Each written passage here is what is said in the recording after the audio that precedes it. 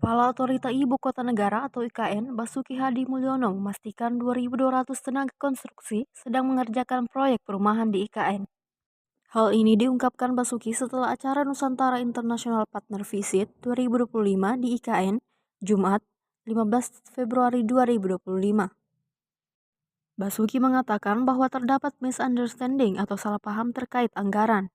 Diinformasikan sebelumnya bahwa anggaran pengerjaan IKN itu terpangkas bersamaan dengan efisiensi anggaran nasional.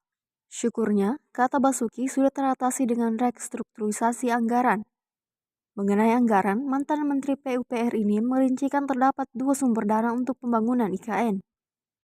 Kementerian PU bertanggung jawab melanjutkan pekerjaan yang dilaksanakan pada tahap 1 periode 2022 sampai 2024 dengan sisa anggaran sebesar 14,87 triliun.